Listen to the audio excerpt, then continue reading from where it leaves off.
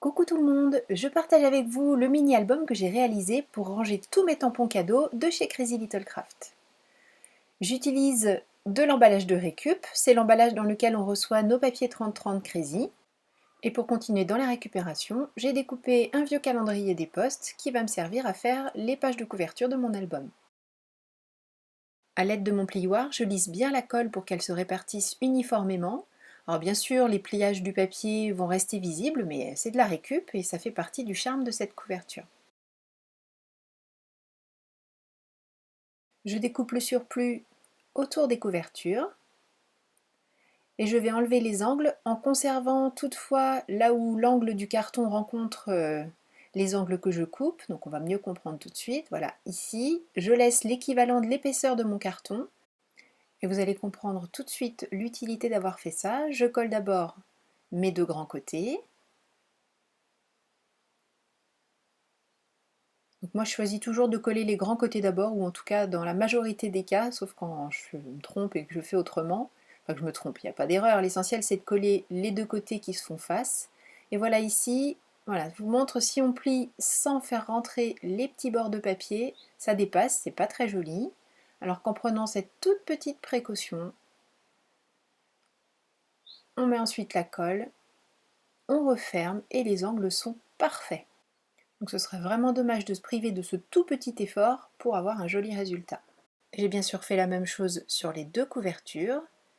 Et je vais créer maintenant le dos de reliure sur le même principe. Je colle la languette qui fait la même hauteur que mes pages bien sûr sur la largeur de mon choix. Et je colle les deux couvertures, toujours là aussi en prenant la précaution de laisser un espace. Alors je vais le faire volontairement assez grand puisque je vais mettre des choses épaisses dans mon album. Donc je préfère me préserver, me préserver des bêtises peut-être, et réserver de la place pour que mes tampons puissent être bien rangés et que mon album continue à fermer. Avant de rabattre cette partie, je la coupe légèrement en biseau, en haut et en bas bien sûr. Je mets la colle et je referme en faisant en sorte que le papier qui va dans les petites, voilà, dans les creux ici, rentre bien de manière à ce que ça s'articule parfaitement. Pour habiller l'intérieur du milieu, en fait, du dos de reliure, je découpe un rectangle de craft. Je vais l'adapter à la hauteur de la reliure, moins 1 mm en haut, 1 mm en bas, histoire de dire que ce soit quand même joli. Et je colle tout simplement, là aussi en faisant attention que ce qui est dans les creux entre bien dans les creux, effectivement, pour que ça s'articule correctement et que le papier vive bien les ouvertures et fermetures successives. Je termine l'habillage par la découpe de deux rectangles pour l'intérieur des couvertures et ce sera fini pour le moment avec le craft. Alors pour ranger mes petits tampons, j'ai prévu de créer des pochettes. J'utilise pour ça ce papier Paint-On blanc. Avec la technique du sachet, je mets ma petite patouille à base de Distress en laissant des zones blanches, en faisant en sorte de répartir au mieux la première couleur. Et j'ai choisi une seconde couleur. Alors mon petit regret dans cette création, c'est qu'en fait la couleur intérieure me plaît beaucoup, la couleur extérieure me plaît énormément aussi. Voilà, j'aime beaucoup mon album dedans, dehors, mais le dedans n'est pas accordé au dehors. Je regrette, j'aurais dû faire un intérieur violet et jaune. Ça aurait été très lumineux aussi et ça se serait beaucoup mieux accordé à la couverture. Bon, c'est pas très grave, une fois la couverture ouverte, l'album ouvert, on ne voit plus la couverture, et inversement, quand il est fermé, on ne voit pas mes pages dedans. On va dire qu'on s'en sort comme ça. Je découpe mes bandes, je fais les différents plis. D'ailleurs, j'ai oublié de vous dire depuis le début, mais toutes les dimensions sont dans le blog, sur l'article dont vous avez le lien en dessous de cette vidéo. Donc c'est pour ça que je ne vous ai donné aucune dimension. D'abord parce que ça vous permet d'adapter à ce que vous voulez, et puis aussi parce que tout est reporté donc dans l'article blog. Le principe des pochettes, c'est très simple.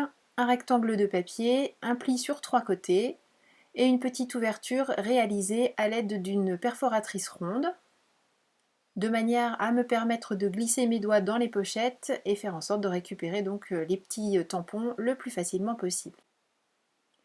Avant de marquer les plis, je découpe bien sûr les angles.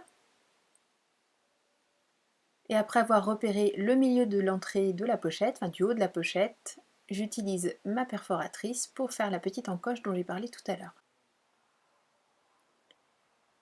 Je vais commencer à installer les pochettes. Je commence par le bas. Et j'ai bien fait parce qu'en fait je me suis trompée dans la hauteur des pochettes. Alors ça tombe bien puisque ce sont les dernières que j'ai prises, elles se retrouvent sur le haut de l'album, mais elles font 5 mm de moins en hauteur. Bref, voilà, j'ai fait une bêtise, une de plus. Mais comme je dis chaque fois, c'est pour faire en sorte que vous ne les fassiez pas. Donc je vous rassure, les dimensions que vous trouvez dans l'article du blog sont tout à fait adaptées et à la taille des pochettes et bien sûr pour pouvoir mettre le même nombre de pochettes que moi dans l'album. Pour m'y retrouver facilement, bien sûr, je tamponne le motif sur le devant de la pochette et pour ça j'ai choisi de la Versafine. Pour ranger le tampon en lui-même, j'ai réalisé des inserts en faisant le même mélange de distress toujours sur mon Paint On blanc. Voilà, le petit insert comme ça, sur lequel je vais coller le tampon, enfin le rhodoïde, pas directement le tampon bien sûr. Donc le rhodoïde, je le colle avec du double face. J'ai choisi de faire un pli sur le haut de la pochette, pas de la pochette, de l'insert, de manière à renforcer, puisque je vais quand même les manipuler souvent. Et il n'est plus qu'à insérer le tampon dans la pochette. Alors ça va se faire au fur et à mesure, et puis en passant le plioir à l'intérieur, vous allez voir qu'on peut détendre un petit peu le papier et faciliter les choses. Et je fais ça pour toutes. En les rangeant toutes, je me suis aperçue que je n'avais pas assez de place. J'avais prévu le coup, heureusement, en faisant mon album suffisamment large. Je réalise une troisième découpe dans mon calendrier. Je l'ai habillé toujours sur le principe des couvertures, mais cette fois en ne collant pas l'un des grands rabats.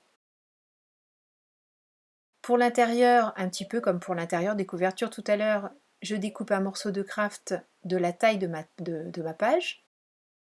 Là non plus, je ne vais pas coller le dernier rabat du même côté que celui que j'ai déjà laissé. Et ce sont ces deux rabats qui vont faire les pattes de collage qui me permettent de mettre cette nouvelle page au milieu de l'album.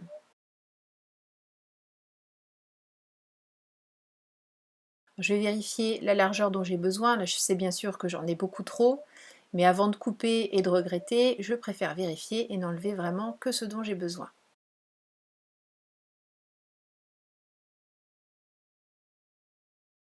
Une fois que tout est à la bonne longueur, je mets de la colle et je fais en sorte de coller en ne mettant pas de la colle vraiment jusqu'au bout, là aussi pour des questions d'aisance et pour faire en sorte que ma page puisse s'ouvrir à plat d'un côté comme de l'autre.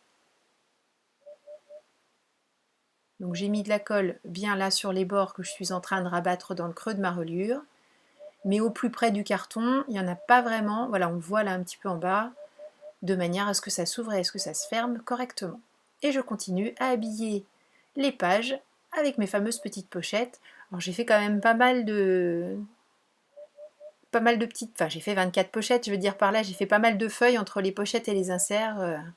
J'ai dû en utiliser 4 ou 5 quand même au moins, avec le même décor. Et toujours sur le même principe, je tamponne, je colle le rhodoïde. Voilà, là je vous montre que j'agrandis un petit peu la pochette. Je colle le rhodoïde sur mon petit insert et le tour est joué.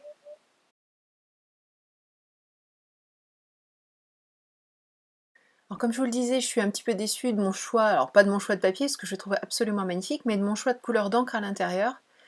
Je sais pas pourquoi je suis partie là-dessus. En fait, j'avais pas encore choisi le papier pour habiller l'extérieur. Et celui-là, quand je l'ai vu, m'a tellement fait de l'œil que je me suis dit, bon allez, je le mets. Et bon, comme je le disais, c'est pas spécialement raccord intérieur-extérieur, mais c'est pas très très grave. J'ai découpé mes papiers à la dimension dont j'avais besoin. J'ai légèrement ancré le bord avec de la distress noire. Et je les colle en place. Et vous allez voir, je ne vous ai pas montré parce que vous connaissez la manière dont on s'y prend. J'ai collé le petit monstre de la planche cacahuète étouffue de chez Crazy Little Craft. J'ai collé également des petites bulles BD que l'on trouve sur la planche Amour virtuel. Je les ai embossées en blanc. J'ai fait les écritures avec le stylo gel blanc. Et pour l'étiquette du dessous, c'est le tampon cadeau 100% Crazy. C'est un des premiers tampons cadeaux de Crazy Little Craft. et j'ai fait des petits traits blancs autour. Là je vous montre que j'ai quand même bien rempli et que j'ai l'intention de continuer à le remplir. Et cette créa est terminée. Merci beaucoup d'avoir suivi cette vidéo. Je vous fais plein de gros bisous. Merci à vous tous d'être toujours présents à mes côtés. Je vous souhaite un bon scrap et bien sûr, vous le savez, créez et partagez autour de vous. Plein de bisous. Bye bye.